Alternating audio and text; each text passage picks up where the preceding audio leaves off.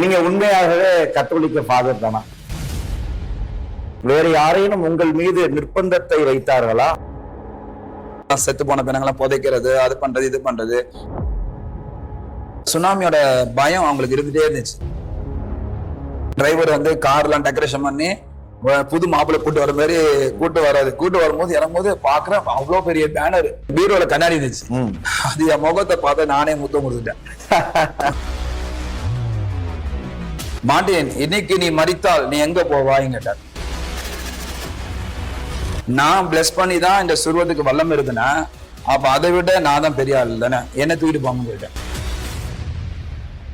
இல்லைன்னா கல்யாண ஆசை வந்துருச்சு அதனாலதான் போயிட்டாங்க அப்படின்னு சொல்லுவாங்க. சத்தியத்தை மட்டும் போதிச்சா வச்சுக்கீங்க, நான்லாம் திருப்பி போயிடுவேன். இன்றைக்கு மிக முக்கியமான ஒரு நபரை நாம் நேர்காணல் செய்ய போகிறோம்.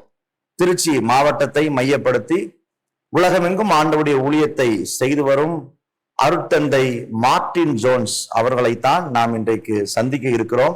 கேட்பதற்கு ஏராளமான கேள்விகள் உள்ளது. வாருங்கள், நிகழ்ச்சிக்குள்ளாக போவோம். நிறைய காரசாரமான கேள்விகள் இன்னைக்கு உங்களோட கேட்க போகிறேன். அப்படியா? சந்தோஷம், கேளுங்க. நீங்க உண்மையாகவே கத்தோலிக்க ஃபாதர் தானா? போப்பாண்ட தலைவரை வைத்து அது கீழே அந்த கார்டினல்ஸ், ஆர்ச்சி பிஷப்பு, அதுக்கப்புறம் நாங்க குருக்கள், அந்த அடிப்படையில வந்ததுதான் நாங்க கத்தோலிக்க குருவா வந்திருக்கோம். கத்தோலிக்க குருவானவராக நீங்க இறையியல் படிச்சிருக்கிறீங்களா? கண்டிப்பா படிச்சிருக்கோம். எத்தனை ஆண்டுகள் படிச்சிருக்கிறீங்க? எங்க படிச்சிருக்கிறீங்க? வந்து டான்போஸ்கோ சபைன்னு சொல்லுவாங்க. அதுல வந்து நாங்க கிட்டத்தட்ட ஒரு 12 வருஷம் நாங்க படிக்கணும். நோவிஷியேட், அப்புறம் பிலாசபி படிக்கணும். அது முடிச்ச பிறகு டிகிரி படிச்சுட்டு அதுக்கப்புறம் ஃபைனலா வந்து 4 வருஷம் தியாலஜிக்கல் படிக்கணும்.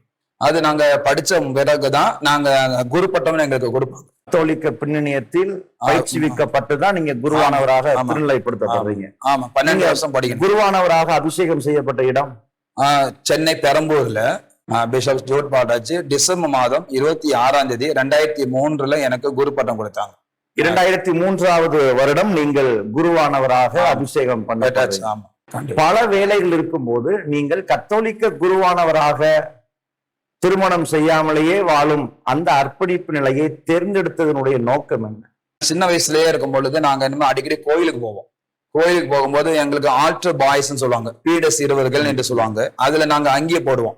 அங்க எங்களுக்கு இந்த சின்ன அங்கேயே கொடுப்பாங்க. அந்த அங்கேயே போட்டு நாங்க தூபம் காட்டுறது, அதுக்கப்புறம் அப்பத்தட்டு பிடிக்கிறது, அப்புறம் சாமியார் கூடவே நான் இருப்பேன் எப்பவுமே. உங்களுடைய கிராமம், நீங்க வளர்ந்த இடம் திருச்சி பொன்மலை என்கிற இடத்துலதான் எங்க சொந்த ஊரு. சூசைப பங்கு கோயில் இருக்கு. அப்ப சிறு வயதுல இருந்து அந்த அங்கேயே போட்டு சாமியாருங்க பூசை வைக்க எனக்கு ஒரு மனசுல ஒரு வாஞ்சை, நம்மளும் இப்படி மக்களுக்கு சேவை செய்யணும். சில சாமி நிறைய சேவை செய்வாங்க. நான் நிறைய புனிதர்கள் புஸ்தகம் நிறைய படிப்பேன். சயின்ஸ் புஸ்தகம் நிறைய படிக்கும் போது அவங்க நிறைய தியாகம் பண்ணியிருக்காங்க. மக்களுக்காக தியாகம் பண்ணி எப்படிலாம் தன் சரீரத்தை ஒடுக்கி இருக்காங்க. சோ இதே போல நம்மளும் இருக்கணும். நம்மளும் மக்களுக்காக இப்படி சரீரத்தை ஒடுக்கி வேலை சேவை செய்யணும். சேவை செய்யறதுக்கு என்ன ஒரு வழின்னா அதுக்கு சாமியார் ஆனாதான் நம்ம பண்ண முடியும். இல்ல, சாமியார் ஆனாதான் சேவை செய்ய முடியும் அப்படிங்கிறது இல்ல. வேற யாரேனும் உங்கள் மீது நிர்பந்தத்தை வைத்தார்களா அல்லது நீங்களாகவே தாமாக முன் வந்துதான்? இல்ல, அப்படியே கிடையாது. எனக்கு யாருமே எனக்கு கட்டாயப்படுறது இல்ல. ஏன்னா எங்க ஃபேமிலியில எங்க அப்பா அம்மா எல்லாம் வந்து நீ சாமியார் ஆகணும் என்கிற அந்த யாரும் கட்டாயப்படுத்தல. ஸ்கூலு, கோவிலு, அப்புறம் சுரூபங்களை வச்சு அதுக்கு மாலை போட்டு நானே தூபம் காட்டி வீட்லயே நான் பூசை வைப்பேன். நீங்கள் 12 ஆண்டுகள் குருத்துவ படிப்பை முடித்து நீங்கள் ஒரு குருவானவராக அபிஷேகம் பண்ணப்பட்ட பிறகு அடுத்து பணி செய்த இடங்களை குறித்து சொல்.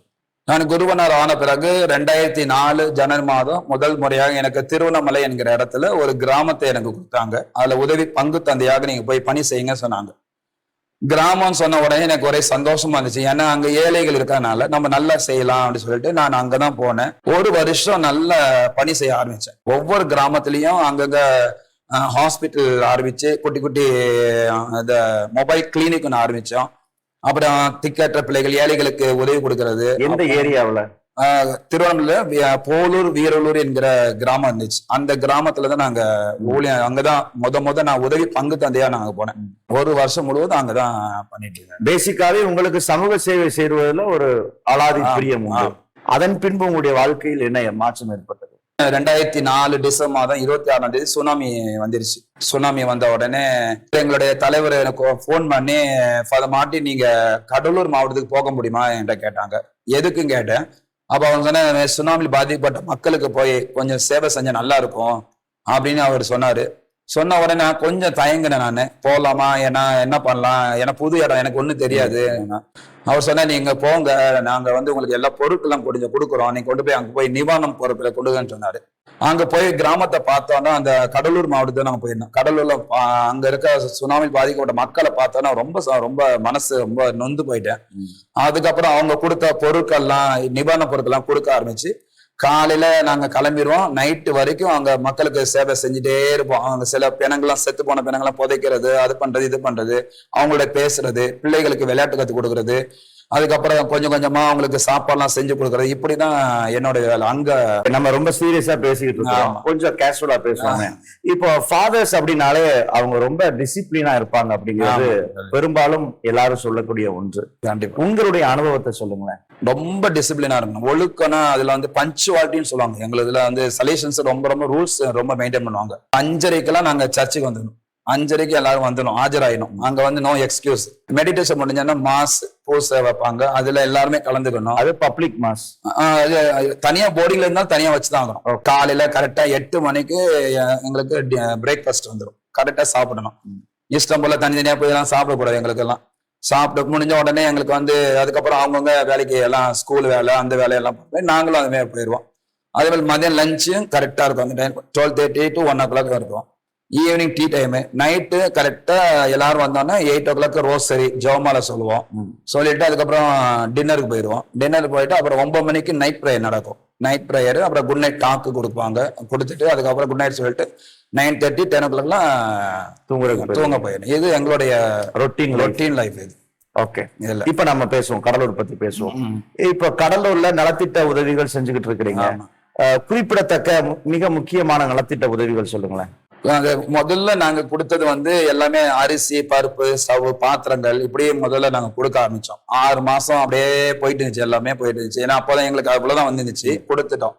6 மாசம் பிறகு முடிஞ்சு போச்சு. முடிஞ்ச பிறகு அப்புறம் ஃபாதர் சொன்னாரு, நீங்க மறுபடியும் திருவண்ணாமலைக்கு கிளம்புங்கன்னு சொன்னாரு. அப்புறம் எனக்குள்ள ஒரு பெரிய ஒரு பாரம், சுனாமியோட பயம் அவங்களுக்கு இருந்துட்டே இருந்துச்சு. அவங்களுக்கு இன்னும் கடல் வேலை போகாம வீட்லயே உட்காந்துருக்கும் போது அப்ப எனக்கு ஒரு பாரம், இந்த மக்களுக்கு நம்ம ஏதாவது ஒரு ப்ராஜெக்ட் பண்ணி இவங்களை இன்னும் கொஞ்சம் வாழ்வாதாரத்தை உயர்த்தலாமா அப்படியே ஒரு எண்ணம் எனக்குள்ள வந்துச்சு.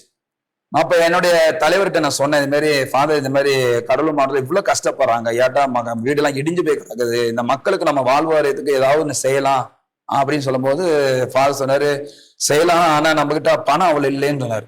இல்ல ஃபாதர், நம்ம வந்து இத ஒரு ப்ராஜெக்டை எழுதி போடுவோம், ஒருவேளை நம்மளுக்கு கிடைச்சா நம்ம செய்யலாம்னு சொன்னாங்க. அவங்க உடனே அக்செப்ட் பண்ணிக்கிட்டாங்க. அக்செப்ட் பண்ணி அவங்க செய்யறத பார்த்து நாங்க உங்களுக்கு உதவி செய்யறோம், இது ப்ராஜெக்ட் பண்ணுங்கன்னு சொல்லிட்டாங்க. அப்ப முதல்ல 6 ஏக்கர் இடம் வாங்கினேன். கடலூர்ல 6 ஏக்கர் இப்பவும் இருக்குது. இப்பயும் நீங்க இப்ப போய் பாத்தீங்கன்னா அந்த கடலூர்ல இருந்து சிதம்பரம் போகும்போது 19 கிலோமீட்டர் மெயின் ரோட்ல பாத்தீங்கன்னா அங்க டான் போஸ்கோ போர்டு இருக்கும். அந்த இடத்துல பாத்தீங்கன்னா எங்க உள்ள போய் பாத்தீங்கன்னா என்னோட பேர் இருக்கும், ஃபாதர் மார்ட்டின் ஜோன்ஸ் டைரக்டர்னு போட்டிருக்கும். உள்ளார இருக்கும். அது என்ன இருக்கு, மெயின் ரோட்ல வாங்கியிருக்கேன். உங்களுடைய காலத்தில் நீங்கள் பணி செய்த போது ஆமா வாங்கப்பட்ட இடம் 6 ஏக்கர் இடம் வாங்கி அதுக்கப்புறம் பில்டிங் கட்ட ஆரம்பிச்சோம். கொஞ்சம் ஃபர்ஸ்ட் சின்ன பில்டிங் தான் கட்ட ஆரம்பிச்சோம், ஒரு கொஞ்சம் கொஞ்சமா ஆரம்பிச்சோம். அப்புறம் பெர்மனண்டா ஃபாதர்ஸ் அங்க வந்து தங்குறதுக்கு நல்ல ஒரு ரூம்ஸ், அப்புறம் அனாதை பசங்க, அப்பா இல்லாம இருப்பாங்க, சில பிள்ளைங்க அம்மா இல்லாம இருப்பீங்க, அந்த பிள்ளைங்கள்லாம் தேர்ந்தெடுத்து அவங்களை தங்க வச்சு அவங்களுக்கு படிக்க வைக்கிறதுக்கு ஹாஸ்டலு. அப்புறம் பசங்க எல்லாம் பாத்தீங்கன்னா எல்லாம் 3ஆம் கிளாஸ் ஃபெயிலு, 4ஆம் கிளாஸ் ஃபெயிலு, சில பேர் படிக்காம இருப்பாங்க. அதனால அந்த பசங்களை படிக்க வைக்கணும்னு சொல்லிட்டு அவங்களை கொண்டு வந்து ட்ரைனிங் கொடுக்கறது. ஐடிஐ வந்து எப்படின்னா welding, electrical, AC mechanic, tailoring, computer, இப்படி எல்லாம் அவங்களுக்கு ட்ரைனிங் கொடுத்து அவங்களுக்கு கற்றுக் கொடுத்து வேலை வாய்ப்பு முகாம் நடத்தி அவங்களுக்கு வேலை வாங்கி கொடுத்து அவங்கள அனுப்பிச்சு விட்டுருவோம். எப்படி பார்த்தீங்கன்னா 2006ல இருந்து அப்படியே கொஞ்சம் கொஞ்சமா ஆரம்பிச்சு வருஷம் பார்த்தீங்கன்னா 800 பசங்க வந்து எல்லாம் படிப்பாங்க. 6 ஏக்கர் லேண்ட் வாங்கி அதுல பல கோடிகளுக்கு பில்டிங் கட்டி கிட்டத்தட்ட உங்கள் கைகள் வழியாகவே ஒரு 5 கோடிக்கு மேல செலவுகள் அங்கு நிறைய ஆயிருக்கும். ஒரு மிகப்பெரிய சாதனை அது. அந்த சாதனையை எப்படி ஃபீல் பண்றீங்க? கடலூர் மாவட்டம் போகும்பொழுது பாத்தீங்கன்னா நான் வந்து சும்மா ஒரு உதவி செய்வதற்காக தான் நான் போனேன். ஒரு தெரியாத இடம் அந்த இடம், ஆனா தெரியாத இடத்துல அங்க போயிட்டு அந்த இடத்துல 6 மாசம் தங்கி அங்க முதல்ல ரொம்ப கஷ்டப்பட்டோம். முதல்ல ஏன்னா அந்த எங்களுக்கு வாடகை வீடு தான் இருந்துச்சு, சாப்பாடு ரொம்ப கஷ்டப்பட்டிருந்தோம். ஆனாலும் என்னோட எய்ம் எல்லாம் வந்து எப்படியா இந்த ஏழை ஜனங்களுக்கு நம்ம ஏதாவது நிரந்தரமா பண்ணணும் என்கிற அந்த மனசு எனக்கு வந்துட்டே இருந்துச்சு. எப்படியா ஏதாவது ஒண்ணு பண்ணி ஆகணும், இவ்வளவு கஷ்டப்பட விடக்கூடாதுன்னு சொல்லிட்டு அந்த ஒரு வெறித்தனமா எனக்கு ஒரு தரிசனம், எனக்கு எப்படியாவது இது நல்லா பண்ணணும், எப்படியா பண்ணணும். எனக்கு வந்து எப்பவுமே எனக்கு ஒரு ஏதாவது ஒரு சாதிக்கணும் எனக்கு ஒரு வெறி இருந்துச்சு. நம்ம வந்து ஃபாதரா சும்மா ஃபாதரா போயிட்டு ஃபாதரா வர்றது அப்படி கிடையாது. ஏதாவது உள்ள போனா நம்ம ஏதாவது நம்ம சாதிக்கணும் அப்படி ஒரு மனசுல இருந்துட்டே இருக்கும். 2009 ஜனவரி மாசம் முடிக்கும் போதெல்லாம் மனசுல அவ்வளவு ஒரு சந்தோஷம், ஒண்ணு சாதிச்சிட்டோம், பரவாயில்ல. நம்ம வந்து சாமியாராய் ஒரே வருஷம் தான், இதுவரை யாரும் அப்படி பண்ணது கிடையாது. நான் என்னோட வளர்ச்சி ஃபாஸ்டா வந்துச்சு. அதாவது நிறைய பேர் இப்ப சுனாமி வேலைக்கு போனாங்க, ஒர்க்கு போனாங்க, ஆனா எல்லாம் பாதியில வந்துட்டாங்க, முடிஞ்சு போச்சுன்னு வந்துட்டாங்க. ஒரு பிள்ளை பெற்று எடுக்கிறோமோ ஒரு நிறுவனத்துக்கு நாங்க பெற்று கொடுத்துட்டு வந்த மாதிரி அது ஒரு சாதிக்கிறது தானே ஒரு சந்தோஷம். இன்னைக்கும் அது ஆக்டிவா செயல்பாட்டுல இருக்கு. ஆமா, அது கரெக்டா ஓடிட்டு இருக்கு. ஒரு கத்தோலிக்க பின்னணியத்துல இவ்வளவு வேரூன்றி இவ்வளவு அழுத்தமாக ஆழமாக பணி செய்து கொண்டிருந்த நீங்கள் எப்படி திடீரென்று கத்தோலிக்க சபையை விட்டு ஆவிக்குரிய நிலையில் அல்லது பெந்தைக்கோஸ்தே உபதேசத்தை கையில் எடுக்க ஆரம்பித்து? அதனுடைய பின்னணியம் என்ன? கடலூர்ல நான் டைரக்டரா இருந்தேன், பாண்டிச்சேரியில நான் அட்மினிஸ்ட்ரேட்டரா இருந்தேன். 2 போஸ்டிங் இருந்தேன். விழுப்புரம், பாண்டிச்சேரி, கடலூர் 3 மாவட்டத்துக்கும் என்னை இன்சார்ஜா போட்டு பெரிய ப்ராஜெக்ட் பண்ற மாதிரி எனக்கு கூப்பிட்டாங்க அவங்க. நானும் ஓகே சொல்லிட்டு நானும் போகலாம், அடுத்த கட்டத்துக்கு போயிட்டு இன்னும் பெரிய ப்ராஜெக்ட் பண்ணலாம்னு சொல்லிட்டு தான் பிளான் வச்சிருந்தேன். பிளான் வச்சிருக்கும் போது அதுக்கப்புறம் செப்டம்பர் 2009 செப்டம்பர் மாசம் எனக்கு 20ஆம் தேதி எனக்கு பிறந்தநாள் வந்துச்சு. பிறந்தநாள் வந்த உடனே என்னோட ஸ்டாஃப் மெம்பர்ஸ் எல்லாம் அது மாதிரி ஃபாதரோட பிறந்தநாள் வருதுன்னு சொல்லிட்டு அனௌன்ஸ் பண்ணும்போது அந்த ஊர் தலைவர் எல்லாருக்கும் தெரிஞ்சிருச்சு. உடனே இவங்க என்ன பண்றாங்க, இந்த வருஷம் அவரை கோலகலமா கொண்டாடணும், நல்லா பண்ணணும், ஏன்னா நிறைய நல்ல காரியம் பண்ணியிருக்காரு, அதனால நல்ல விதமா அவரை கனப்படுத்துன்னு சொல்லிட்டு நிறைய ஊர்ல இருக்கவங்கலாம் வந்து நிறைய ஃபிளெக்ஸ் பேனர் வச்சு மாலையை போட்டு நல்ல தலையில கிரீடம் வச்சு நல்ல மேலத்தாளம் டான்ஸ் நடனம் எல்லாம் வச்சு நல்ல பயங்கரம் கோலாலம் கொண்டாடும் போதுதான் எனக்கு ரொம்ப சந்தோஷமாயிட்டேன். அதாவது கத்தோலிக்க சபையை தாண்டி கிராமமே கொண்டாடி வந்துச்சு. கிராமத்துல வந்து ஏன்னா 25 கிராமம் நான் தத்தெடுக்கிறதுனால நான் எல்லா கிராமத்தோட ஃபங்க்ஷன் நான் போவேன். 25 கிராமங்கள் சேர்ந்து கொண்டாடக்கூடிய அளவிற்கு நீங்கள் சாதித்திருக்க. கண்டிப்பா. டிரைவர் வந்து கார்லாம் டெக்கரேஷன் பண்ணி புது மாப்பிள்ளை கூட்டு வர மாதிரி கூட்டு வரும்போது இறங்கும்போது பாக்குறேன் அவ்வளவு பெரிய பேனர், இவ்வளவு பெரிய பிளக்ஸ் பண்ணி எப்படா வச்சீங்க எல்லாம் கேட்டேன். நாங்களும் நேத்து எல்லாம் வேலை செஞ்சுட்டோம். நீங்க அனுப்பிய அந்த காணொலியை தான் இப்ப பாக்குறோம். அற்புதமா இருக்குது. அந்த ஏரியாவினுடைய என்ட்ரன்ஸ்ல நல்ல பெரிய ஆர்ச் வச்சு பிறந்த நாள் விழா. அந்த நேரத்தில் உங்களுடைய உணர்வு எப்படி இருந்தது? ரொம்ப சந்தோஷமா இருந்துச்சு. அதாவது அப்படியே நான் அப்படியே பரலோகத்துல பறக்கிற மாதிரியே ஒரு சந்தோஷம். அப்ப நான் நினைச்சேன், எதுக்கு நான் பரலோகத்துக்கு போகணும், பரலோகமே இங்கதான் இருக்குன்னு நினைச்சிட்டேன். அவ்வளவு சந்தோஷம் எனக்கு. அப்பா இப்படியே மனசுக்குள்ள என்னங்கன்னா, நீ சாதிச்சுட்டடா அந்த ஒரு எண்ணம். பொன்னாட போத்துறது, தலைவர் அரசியல் தலைவர்களும் வந்து பொன்னாட போத்துறது, எல்லாரையும் பாராட்டு பாடி பாடுறது, புகழ்ந்து பேசுறது, எல்லாம் டெய்லர் பிள்ளைங்க எல்லாம் வந்து பரிசு போல கொடுக்கறது, என்ன குறிச்சு நிறைய கவிதைகள் சொல்ல சொல்ல சொல்ல எனக்கா மனசு அவ்வளோ பொழிக்குது. இப்படிலாம் நான் பண்ணிருக்கிறேன், அப்படி பண்ணிருக்கிறேன், இப்படி பண்ண ஒரு சந்தோஷம் எனக்குள்ள ஒரு பெருமிதம். எல்லாம் நல்லா முடிஞ்சு சந்தோஷமா எல்லாருக்கும் சாப்பாடுலாம் கொடுத்துட்டு நான் ரூமுக்கு போயிட்டேன். பீரோல கண்ணாடி இருந்துச்சு, அது என் முகத்தை பார்த்து நானே முத்தம் கொடுத்துட்டேன். மார்டின் வெல்டன்டா, சாதிச்சுட்டேன். அப்படி ஒரு உள்ள போனா எனக்கு ஒரு சந்தோஷமாயிடுச்சு, பெருமிதமாயிட்டேன். பரவாயில்லப்பா, இவ்வளவு பேர் வந்து என்னை வாழ்த்திருக்காங்க, இவ்வளவு பேர் பண்ணிருக்காங்க அப்படின்னு சொல்லிட்டு சந்தோஷமா அங்கே கழட்டி வச்சு ஏசி ஆன் பண்ணி தூங்க போகும்போதுதான் எனக்கு எங்க அண்ணன் போன் பண்ணார். அவருக்கும் எனக்கும் ஒரு 15 வயசு டிஃபரன்ஸ் இருக்கும். அவர் மூத்தவர். அவர் தான், அவரு மாத பக்தர். அவரு நானாவது ஒரு நாளைக்கு ஒரு ஜாமா சொல்லுவேன், அவர் ஒரு நாளைக்கு 3 ஜாமா சொல்லுவார். அவ்வளவு பக்தி உள்ளவராரு. அவர் என்ன 2000 அவருக்கு ஆஸ்திரேலியால வேலை கிடைச்சு அங்க போயிட்டாரு. அங்க போய் ரசிக்கப்பட்ட உடனே 2003 ரசிக்கப்பட்டாரு. 2009 எனக்கு போன் பண்றாரு. போனை பார்த்தேன், சந்தோஷமா எடுத்தேன். ஹலோ, நான் எப்படின்னா இருக்கீங்க கேட்டேன். நல்லா இருக்க மாட்டேன், ஹாப்பி பர்த்டேன்னு. தேங்க்யூண்ணா. நான் எப்படா இருந்தேன் கேட்டேன். நான் சொன்னேன் பர்த்டே எப்படிலாம் கொண்டாடாங்கன்னா, எங்க அண்ணன் அப்படியே பெருமையா நான் பேசிட்டு இருந்தேன். எல்லாத்தையும் கேட்டாரு. அப்ப சரி மாட்டேன், நான் உன்னையன்னு கேட்கட்டுமான்னு கேட்டார். கேளுங்கண்ணா அப்படின்னு நான் நினைச்சேன். நான் என்ன நினைச்சேன்னா, சரி எங்க அண்ணன் வந்து பர்த்டேக்கு ஏதாவது கிஃப்ட் தான் கொடுக்க போறாரு, ஏதாவது சந்தோஷம் கேளுங்கண்ணா. மாட்டேன், இன்னைக்கு நீ மரித்தால் நீ எங்க போவான்னு கேட்டார். எனக்கா கோபம் வந்துருச்சு. என்னடா அது, இன்னைக்கு பிறந்தநாள் கொண்டாடுறோம், இந்த டைம்ல வந்து இன்னைக்கு மரித்தால் எங்க போவோம் கேட்கிறாரு, சாவை பத்தி பேசுறாரு, இவரெல்லாம் இப்படி ஆயிட்டான்னு சொல்லிட்டு போனை வைங்கன்னு சொல்லிட்டு கட் பண்ணிட்டு போன கட் பண்ணி வச்சுட்டேன்.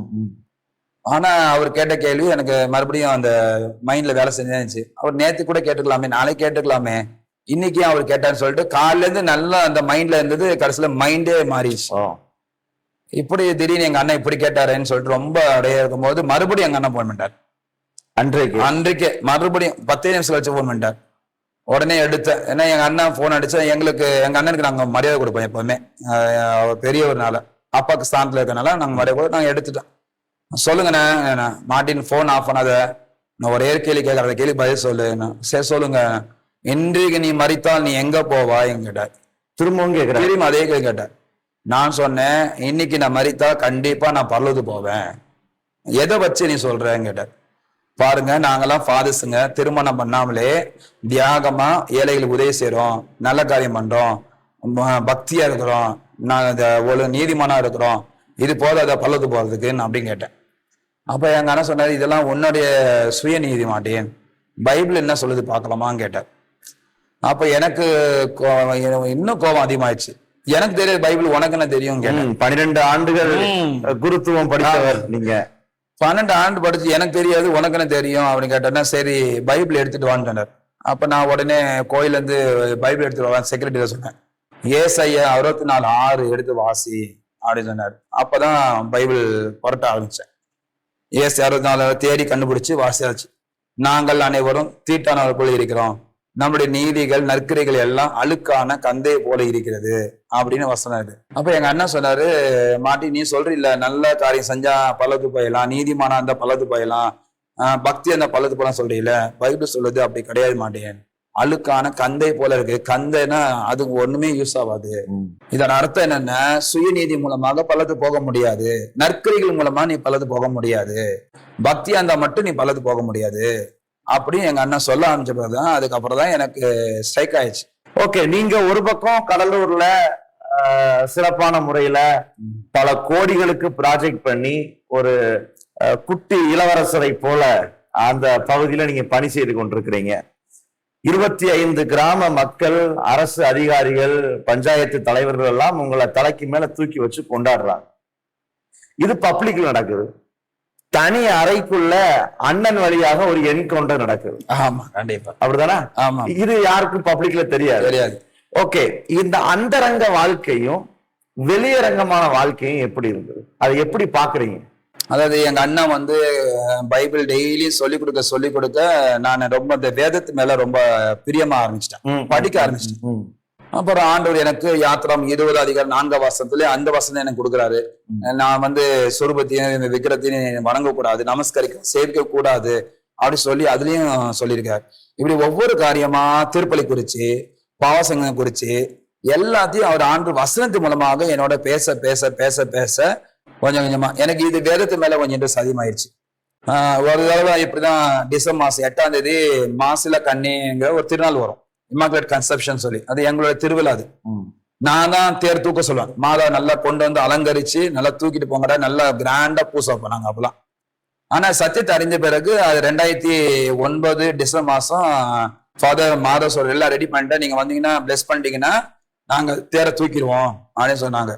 நான் சொன்னேன் வந்து நான் வேணாம், நான் வரமாட்டேன்னு சொன்னேன். இல்ல நீங்க வந்தாதான் பார்த்து நாங்க தூக்க முடியும்னு சொல்லிட்டாங்க. உடனே நான் வந்துட்டேன். இந்த சுருவம் எங்கடா இருந்துச்சுன்னு கேட்டேன். சுருவம் இது வரைக்கும் குடவுல இருந்துச்சு, இப்ப எங்கடா கொண்டு வந்தீங்க? அது கொண்டு வந்து சுத்தம் பண்ணி கிளீன் பண்ணி நாங்க வச்சு இப்ப நாங்க டெக்கரேஷன் பண்ணி அதை ரெடி பண்ணிட்டோம். இப்போ நீங்க சும்மா கொண்டு போனா அதுக்கு நான் அர்ப்பணம் பண்ணாதான் கேட்டேன். நீங்க பிளஸ் பண்ணுங்க, அப்பதான் நாங்க தூக்கிட்டு போவோம். அப்ப நான் உடனே ஒரு கேள்வி கேட்டேன், நான் பிளஸ் பண்ணி தான் இந்த சுருவத்துக்கு வல்லம் இருக்குன்னா அப்ப அதை விட நான் தான் பெரிய ஆள் தானே, என்ன தூக்கிட்டு போங்கன்னு கேட்டேன். அப்புறம் அவங்களுக்கு எல்லாம் ஷாக் ஆயிட்டாங்க, என்ன இவரு இப்படி ஆயிட்டாரு, சரி ஃபாதர் விட்டுருங்க நம்மளே தூக்கிட்டு போயிடலாம்னு சொல்லிட்டு அவங்க ஊர் அவங்க போயிட்டு வந்துட்டாங்க. இப்ப இந்த மாதிரி நீங்க செய்யும் போது இம்மீடியட்டா உங்களுடைய மேலிடத்துக்கு தகவல் போயிடுச்சு. கூப்பிட்டாங்க, இந்த மாதிரி உனக்கு என்ன ஆச்சு சொல்லு, நீ வந்து உன் குடும்பம் பெரிய குடும்பம், எல்லாம் கத்தோலிக்க குடும்பம் வந்திருக்கீங்க, உங்க சித்தப்பா எல்லாம் பிஷப்பா இருக்காரு, எல்லா ஃபாதர்ஸ் நிறைய பேர் இருக்காங்க, உனக்கு நல்ல பேர் இருக்கு, நீ நல்ல எல்லா நல்ல மக்களுக்காக நிறைய சேவை செஞ்சிருக்கிற, நீ உண்மையா இருக்கிற, எதுலையுமே உங்ககிட்ட நான் குறை சொல்ல முடியாது, நல்ல தியாகம் உள்ளதோ நீ பண்ணிருக்கிற. ஆனா ஏன் இப்போ யாரோ அண்ணன் உனக்கு ஃபோன் பண்ணி டெய்லி உனக்கு பைபிள் படிக்கிறியா, நீ பூசை வைக்க மாட்டேங்கிற, ஜோமால சொல்ல மாட்டேங்கிற, உனக்கு என்ன ஆச்சு, உனக்கு நான் ஏதாவது உனக்கு என்ன பணம் வேணுமா சொல்லுவாங்க தரோம், இல்ல பெரிய பதவி வேணும் நான் தர்றது ரெடியா இருக்குதான், இல்ல நீ எங்கேயாவது வெளியே போய் வெளிநாட்டு கூட நீ போதும் நாங்க அனுப்புறதுக்கு நான் ரெடியா இருக்கிறேன், என்ன வேணாலும் நீ சொல்லு, நான் உனக்கு தரேன், ஏன்னா நீ நல்லா செஞ்சிருக்கிற. நானும் தலையாடிட்டு வந்துட்டேன். வந்தாலும் ஆனாலும் எனக்கு மனசு போக மாட்டேங்குது. எனக்கு ஒவ்வொருத்துக்கும் ஆண்டு வசனங்கள் பேசுறாரு. பூசை வச்சாலும் ஒரு வசனம் வருது, பாசனத்துல போய் உட்காந்தாலும் வசனம் தான் வருது. எல்லாமே வசனம் வரும்போது எனக்கு அந்த ஒரு விதமான எனக்கு வாழ்க்கையே ஒரு மாதிரி ஆயிடுச்சு. என்னமோ நெருப்பில் நிக்கிற மாதிரி ஆயிடுச்சு. என்னமோ நம்ம தப்பு பண்றோமே தான் மனசு குத்திட்டே கிடக்குது. நான் என்ன பண்ணேன், ஆண்டவரே சத்தியத்தை அறிஞ்சிட்டேன், ஆனா நான் வெளியே என்னால போக முடியாது, ஏன்னா வெளியே போனா நான் எங்க என்ன பண்றது ஒரு கேள்விக்குறி இருந்துச்சு எனக்கு. என்னுடைய ஃப்ரெண்ட்ஸ் கிட்ட நான் பேசினேன், இப்படிலாம் பைபிள் இப்படி போட்டுருக்கு, நம்ம சேர்த்து தப்பு இல்லையா நான் கேட்டேன். அதுவும் கேட்டேன். அவங்க சொன்ன, டே அமைதியாடுறா, எங்களுக்கெல்லாம் கிடைக்காத வாய்ப்பு உனக்கு கிடைச்சிருக்கு, உனக்கு இவ்வளவு பெரிய இன்ஸ்டிடியூஷன், நீ ஒரு டைரக்டர் இருக்கிற, நல்ல போஸ்ட்ல இருக்க, நல்ல உனக்கு பணத்துக்கு பஞ்சம் கிடையாது, நல்ல உனக்கு பதவி, நல்ல பேரு, நீ அதை விட்டுட்டு நீ என்னமோ அண்ணன் சொன்னிச்சு அவன் சொன்ன இவன் சொன்ன கேட்டு உன் பேரை கெடுத்துக்காதன்னு சொன்னாங்க. ஆனா நான் வெளியே காட்ட முடியாது, அது இவங்களுக்காக மனுஷனுக்காக நான் சில பிரியப்படுத்துற வேலையை நான் செஞ்சு ஆகணும். அப்போஸ்தலர் மனுஷனுக்கு நீ கீழ்ப்படுவது பார்க்கலும் தேவனுக்கு கீழ்ப்படுகிறது அவசியமா இருக்கிறது. அந்த வசனம் தான் எனக்கு வருது. நீ மனுஷனை நீ கீழ்படுகிற, நீ தேவனுக்கு கீழ்படி. யாருக்கு நீ செவி சாய்க்கிற, மனுஷனுக்கு செவி சாய்க்கவா இல்ல தேவனுக்கு நீ செவி சாய்க்கிறியா, இந்த கேள்வி எனக்கு வந்துட்டே இருக்கு. அப்பதான் நான் முடிவு பண்ணேன், சரி நம்ம சத்தியம் அறியாமல் இருந்தா அவர் காணாது போல இருந்துருவாரு, சரி அமைதியா இல்லலாம். ஆனா இப்போ இதுதான் சத்தியம், அதாவது நமக்கு தெரிஞ்சு போச்சு, மாயமெல்லாம் பண்ண முடியல. இப்படியும் இருந்துட்டு இப்படி இருந்துட்டு என்னால இருக்க முடியல. ஒண்ணு நான் அங்க இருக்கணும்னா அவங்களுடைய உபதேசம் கேட்டுட்டு அவங்களுடைய கட்டமைப்பில் நான் இருக்கணும். இல்ல வெளியே வரணும்னா ஆண்டோட வார்த்தையை கேட்டு வெளியே வரணும்னா இதை விட்டுட்டு தான் நான் வெளியே வரணும். இப்ப ரெண்டு இதுலயும் நான் நினைக்கிறேன். வெளியே போனா பிரச்சனை, உள்ள பிரச்சனை கிடையாது எனக்கு. உள்ள நான் எப்படி சமாளிச்சு போய்க்கலாம், எப்படியாவது அட்ஜஸ்ட் பண்ணி போயிட்டு நான் மறுபடியும் அப்படியே அட்ஜஸ்ட் பண்ணி உள்ள இருந்துக்கலாம். ஆனா என்னால இருக்க முடியல. குழப்பத்தின் நடுவில் ஃபாதர் என்ன முடிவெடுத்தாங்க, அதைத்தான் நாம கேட்க போறோம். அதை சொல்லுங்க. அந்த குழப்பமான சூழ்நிலையில என்ன முடிவெடுத்தீங்க? செத்தாலும் பரவாயில்ல நம்ம ஒரு முடிவு எடுப்போம்னு சொல்லிட்டு, அதுக்கப்புறம் நான் அங்க இருக்க சில பேர் சொல்லுவாங்க, சரி ஃபாதர் வெளியே போயிட்டாங்க, சில பேர் சொல்லுவாங்க பணத்தை எடுத்துட்டு போயிட்டாங்கன்னு சொல்லுவாங்க, இல்லைன்னா கல்யாண ஆசை வந்துருச்சு அதனாலதான் போயிட்டாங்க அப்படின்னு சொல்லுவாங்க. நம்மளுக்கு அந்த அந்த அந்த பேர் வரக்கூடாது என்பதற்காக நான் செஞ்ச எல்லா காரியங்களும், நான் வாங்கின பொருட்கள் எல்லாமே கரெக்டா சரியா கணக்கு கொடுக்கணும் அப்படின்னு சொல்லிட்டு என்னுடைய தலைவர் பொருளாளர் ஒரு 3 பேர் வர சொன்னேன். மே மாசம் வர சொன்னேன். நான் 2005 இருந்து 2010 வரைக்கும் நான் என்ன வாங்கின பொருட்கள் வாங்கினது, நான் என்னென்ன செஞ்சேன், பில்ஸ், வவுச்சர்ஸ், பேங்க் டீட்டெயில்ஸ் எல்லாம் வச்சு 6 ஏக்கரோட மதிப்பு, சொத்து மதிப்போட அந்த டாக்குமெண்ட்ஸ் நான் கையில கொடுத்தேன். இதை வச்சுக்கோங்க, 6 ஏக்கர் இடம் நீங்களே வச்சுக்கோங்க, 1.5 கோடி கட்டின அந்த பில்டிங்கோட மதிப்பும் நீங்களே வச்சுக்கோங்க, இந்த அதோட மதிப்பு நீங்களே வச்சுக்கோங்க. என்னுடைய கார், நான் வாங்கின கார் வாங்கினேன், காரு பைக் எல்லாம் நீங்களே வச்சுக்கோங்க. அப்புறம் நீங்க செக் பண்ணுங்க, கணக்கு வரவு செலவுலாம் நீங்க செக் பண்ணுங்க, எல்லாத்தையும் செக் பண்ணாங்க. நான் என்னென்ன வாங்கினேன், அப்புறம் எனக்கு பேங்க்ல இருந்த பணம்லாம் அவங்ககிட்ட போட்டு நீல் பேலன்ஸ் ஆக்கிட்டேன். என் பேர்ல பணம் வேண்டாம், எல்லாம் பொருள் பணமும் எல்லாத்தையும் அவங்க கையில கொடுத்து இது எல்லாம் நீங்களே வச்சுக்கோங்க, இனிமே எனக்கும் அதுக்கும் சம்பந்தம் கிடையாது. வர வச்சு கையெழுத்து வாங்கிட்டேன். அவங்கள்ட்ட கையெழுத்து வாங்கிட்டு எனக்கு ஒரு டாக்குமெண்ட்ஸ், அவங்களோட டாக்குமெண்ட்ஸ் எல்லாம் கொடுத்து, அதுக்கப்புறம் நான் என்ன பண்ணேன், பெட்டி எடுத்துட்டு நான் வீட்டுக்கு வந்துட்டேன். நான் சுயமா சிந்திச்சு எடுத்த முடிவு இது. நான் அதெல்லாம் தயவுசெய்து என்னைய பின் தொடர வேண்டாம், என்னைய நீங்க இது பண்ண வேண்டாம், அழைக்க வேண்டாம் சொல்லிட்டு லெட்டர் அனுப்பிச்சு விட்டேன். அங்க தனியா ஒரு வீடு வாடகை எடுத்து அங்கதான் தங்கியிருந்து ரசிக்கப்பட்டாச்சு. வெளியே வந்துட்டேன். நான் வெளியே வந்துட்டு அமைதியா வீட்டுல தான் உட்காந்தேன். நான் ஜீப்ல அப்படியே மெஜஸ்டிக்கா நான் போவேன், அப்படியே கம்பீரமா போறேன். ஆட்டோல டிரைவர் சீட்ல அப்படி தொங்கிட்டு உட்காரனே, எனக்கு அவ்வளவோ மனசு கஷ்டமா, எந்த ஃபாதர்ஸ் என்னை பார்க்க கூட நினைப்பேன். எனக்கு தூக்கம் வர மாட்டேங்குது, பசி எடுக்க மாட்டேங்குது, எனக்கு எல்லாத்தையும் பார்த்தாலும் பயமாவே இருக்கு. எனக்கு எல்லாமே நாளைக்கு என்ன நடக்கும் என்பது ஒரு கேள்விக்குறியாச்சு. சாப்பாடு என்ன பண்றது, அடுத்தது என்ன பண்றது, எனக்கு இதுலயே மைண்டு போயிட்டே இருந்துச்சு. எங்க அண்ணன் 3 மாசம் என் கூட உட்காந்து அஸ்திவாரம், பைபிளோட அஸ்திவாரம் சொல்லி கொடுக்குறான் சார். இந்த வேதத்துல சொல்லப்பட்ட சத்தியத்துக்கும் கேத்தலிக்க கொடுக்கப்பட்ட உபதேசத்துக்கும் என்ன வித்தியாசம் இருக்குன்னு நான் கண்டுபிடிக்கணும். அப்ப நான் 1 வருஷம் அதை கண்டுபிடிச்சேன். என்னென்ன மிஸ்டேக் இருக்கு, என்னென்ன ப்ராப்ளம் இருக்குன்னு கண்டுபிடிச்சு, அப்ப வந்தது நான் சரியா இல்லையா என்பதை நான் கண்டுபிடிச்சு முடிவு பண்ணேன். ஓகே, நான் வந்தது கரெக்ட். ஞானஸ்தானம் என்றால் ஞானம் பிளஸ் ஞானம் என்றால் அறிவு, ஸ்நானம் என்றால் மூழ்குதல் வந்தேன். சோ பேப்டிசோ என்றால் மூழ்கி எடுக்கணும் அப்படிதான் போட்டுக்கு. அப்ப விசுவாசம் உள்ளவனாகி ஞானஸ்தானம் பெற்றுக் கொள்ளணும். இப்படிதான் ஒன்னு ஸ்ரீசராய் மனம் திரும்பணும், ரசிக்க போனோம், இப்படிலாம் வரும்போதுதான் அப்ப நான் முடிவு பண்ணவோ அப்ப நானும் ஞானஸ்தானம் எடுக்கணும்னு சொல்லி 2011 பிப்ரவரி மாசம் 24ஆம் தேதி ராமேஸ்வரம் போயிட்டு 4 ஊழியர்களோட சேர்ந்து கார்ல போயிட்டு தங்கச்சி மரம் என்கிற இடத்துல போயிட்டு கடல்ல போயிட்டு எனக்கு மூழ்கி ஞானசனம் கொடுத்தாங்க. எனக்கு பாடுகள், உபத்திரம், நிறைய கஷ்டம், கண்ணீர், நிறைய எனக்கு வந்து எதிர்ப்பு நிறைய வந்துச்சு. எனக்கு வந்து நிறைய த்ரெட்டனிங்க வந்து அடிக்க வந்தாங்க. அதனால எல்லா கஷ்டங்கள் இருந்தாலும் பிரச்சனை இருந்தாலும் ஆனா எனக்குள்ள ஒரு சந்தோஷம் என்னன்னா, என் பாவம் மன்னிக்கப்பட்ட எனக்கு நிச்சயம் எனக்குள்ள இருக்கு. இயேசு எனக்குள்ள இருக்கிறாரு. எனக்கு ஒரு சமாதானம் இருக்கு, ஒரு நம்பிக்கை. நான் மரித்தா, இன்னைக்கு நான் மரித்தா கண்டிப்பா நான் பரலோகத்துக்கு போவேன் என்கிற நிச்சயம் எனக்குள்ள இருக்கு. அடிக்கடி உங்க அண்ணனை பத்தி நீங்க சொல்றீங்க. அண்ணன் பேர் என்ன தெரிஞ்சுக்கலாமா? அவர் பேர் ஜூடி ஸ்டீபன் சொல்லுவாங்க. அண்ணனுக்கு இந்த வீடியோல ஒரு தேங்க் பண்ணுங்க. அண்ணா ரொம்ப நன்றி. உங்க மூலமா நான் ரசிக்கப்பட்டு இன்னைக்கு வரைக்கும் நான் அதை மறக்கவே இல்லை. இன்னைக்கு வரைக்கும் நான் உங்களை தான் நினைச்சிட்டு இருக்கிறேன். நீங்க அந்த கொடுத்த அந்த விதை தான் இன்னைக்கு வரைக்கும் இந்த ஆழமா இருந்து இன்னைக்கு வரைக்கும் சத்தியத்தை விட்டு விலகாமல் கடைசி வரைக்கும் சத்தியத்துக்காக நான் வாழ்ந்துட்டு இருக்கிறேன். அதனால சொல்வது ரொம்ப மகிழ்ச்சி அடைகிறேன். எனக்கு இந்த ரட்சிப்புக்கு வழிவகுத்து கொடுத்த உங்களுக்கும் அன்னைக்கும் பிள்ளைகளுக்கு எல்லாருக்கும் நான் நன்றி சொல்ல கடமைப்பட்டிருக்கின்றேன். ரொம்ப சந்தோஷமான நிகழ்வுல இது. ஆமா, கண்டிப்பா. எங்க அண்ணன் அந்த நேரத்துல இல்லைன்னா அது அந்த நேரத்தை கேள்வி கேட்காம இருந்தா. ஏன்னா 2003 2002 அவர் ரசிக்கப்பட்டார். 2003 நான் பூச வைக்கும் போது எங்க அண்ணன் வெளியே உள்ள வரல, கோயில் உள்ள வரல, வெளியே நின்று இருந்தாரு. எங்க அண்ணன் நான் கேட்டேன், ஏன் வரல? நீங்க அப்பா ஸ்தானத்துல நீங்க இருக்கீங்க, உள்ள வராம நீங்க ஏன் வெளியே நிக்கிறீங்க கேட்டேன். அப்பதான் எங்க அண்ணன் சொன்ன, நான் ரசிக்கப்பட்டேன்னு சொல்லிட்டாரு. எனக்கு அப்ப கோபம் வந்துச்சு எனக்கு. அப்பதான் நீ பெந்தகோஸ் போயிட்டே, நீ அம்மா எல்லாம் ஃபுல்லா எப்படி வரும், தாய் சபை விட்டு போயிட்டேன்னு சொல்லிட்டு எனக்கு எங்க அண்ணனுக்கு சண்டை வாக்குவாதம் வந்துச்சு. அப்பல இருந்து எனக்கு மனசு கஷ்டப்பட்டுட்டேன். அண்ணன் வந்து தாய் சபை விட்டு போயிட்டாரேன்னு சொன்ன கடைசியில எனக்கே 2009 வந்து அவர் ரட்சிப்பு பத்தி பேசும்போது எனக்கு ஆச்சரியமா இருந்துச்சு. கத்தோலிக்க சபையை விட்டு வெளியே வரும்போது நிறைய கத்தோலிக்க மக்களுடைய எதிர்ப்பை சம்பாதிச்சிருக்கீங்க. கண்டிப்பா. கத்தோலிக்க ஜனங்கள் வந்து ரொம்ப ரொம்ப பாசமுள்ள ஜனங்க, ரொம்ப வைராக்கியம் உள்ள ஜனங்க. அவங்க எல்லாம் பாத்தீங்கன்னா முழங்கால் பட்டாங்கன்னா 3/4 மணி நேரம் 1 மணி நேரம் கூட நிற்பாங்க, முழங்காலாவே இருப்பாங்க. அப்படி ஒரு பயபக்தி அவங்களால இருக்கும். டைமிங் பார்த்தா கரெக்டா இருப்பாங்க. சாமியார்களும் அதுல டைமிங் கரெக்டா இருப்பாங்க, ஸ்ட்ரிக்டா இருப்பாங்க. ஃபாதர்ஸுங்கள அவங்களாம் தண்ணியை தியாகம் பண்ணி அந்த உடுப்பை போட்டு அவங்களாம் அந்த திருமண வாழ்க்கை வேண்டான்னு ஒதுக்கி, குடும்பம் வேண்டாம், சொந்த பந்தம் வேண்டாம் என்று சொல்லி இயேசுக்காகவே தண்ணியே வெறுத்து இயேசுவாக வாழ்ந்த நல்ல ஒரு குருமா இருக்கு, நிறைய பேர் இருக்காங்க. அது மாதிரி நிறைய சோசியல் ஒர்க்கும் பாத்தீங்கன்னா இவங்க தான் நிறைய பண்ணிருக்காங்க. அன்னை தெரசெல்லாம் செய்யாத வேலை நம்ம யாராவது செய்ய முடியும், இன்னைக்கு வரை செய்ய முடியாது எல்லாம். அதனால அவங்க வந்து தியாக உள்ளத்தோட செய்வாங்க. அவங்களாம் வந்து அருவருப்பும் பார்க்க மாட்டாங்க. ஹாஸ்பிட்டல்ல பாருங்க, சிஸ்டர்ஸ் எல்லாம் அவ்வளோ ஒரு தாழ்மையா வந்து தியாக உள்ளத்தோடு இறங்கி அவங்க செய்யறது, பணி செய்யறது. ஏன்னா அவங்க அந்த தியாகம் பண்ணியிருக்காங்க. அவங்கள வந்து நம்ம குறை சொல்றதுக்கு ஒண்ணுமே கிடையாது. ஒன்னே ஒண்ணு, இயேசுதான் வழி என்று வேதம் சொல்லுது. ஆனா அவங்க சொல்றாங்க, அம்மா எல்லாம் பிள்ளை எப்படி வரும்பா, மறியல் வழியாக பரலது போகலாம், புனிதர் வழியாக பரலது போகலாம், அதெல்லாம் இயேசு மட்டும்தான் இல்ல, எல்லாரும் வேணும், அதனால எல்லாமே நம்ம வணக்கம் செலுத்தணும் அப்படி சொல்லும் பொழுது வேதம் சொல்லுது முடியாது. இது ஒண்ணுதான் எனக்கு ஆசை. இப்ப அவங்க எல்லாருமே இந்த சத்தியத்தை போதிக்க ஆரம்பிச்சிட்டாங்கன்னா நாங்களாம் வெளியே வரணும் அவசியம் கிடையாது. நீங்க எதுக்கு சிஸ்டர்ஸ் வெளியே வராங்க, ஃபாதர்ஸ் வெளியே வரணும், ஏன் அரிசி மக்களை வெளியே வரணும், எதுக்கு நாங்க ஜெபம் பண்றோம்? தேவையில்லை, எல்லாம் உள்ளே இருக்கலாம். அவங்க நல்ல தியாக உள்ளத்தோட பண்றாங்க. அவங்க வந்து நிறைய அர்ப்பணிப்பு இருக்கு, அவங்க கிட்ட நிறைய பொறுமை இருக்கு, நல்ல டிசிப்ளின் இருக்கு, நல்ல பிள்ளைகளை நல்லா செய்யறாங்க, எல்லாம் நல்லா அருமையா சேரும் போது.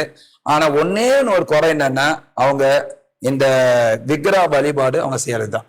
இது வேதத்துக்கு புறமான காரியம். ஏன்னா யாத்திராகவும் 20 அதிகாரம் 4வது வசனம் நல்ல தெளிவா போட்டிருக்கு. மேலே வானத்திலும் கீழே பூமிக்கு தண்ணீருக்குள்ளான எந்த சுரூபத்தையும், ரோமன் கத்தோலிக்க பைபிள் போட்டிருக்கு, ஓவியத்தையும் நீ வச்சு அதை சேவிக்காத, நமஸ்கரிக்காத, வணக்கம் செலுத்த வேண்டாம் அப்படின்னு நிறைய பாத்தீங்கன்னா உருவ வழிபாடு பத்தி, விக்கிரகம் பத்தி நிறைய வெளிப்படுத்த நிறைய போட்டிருக்கு.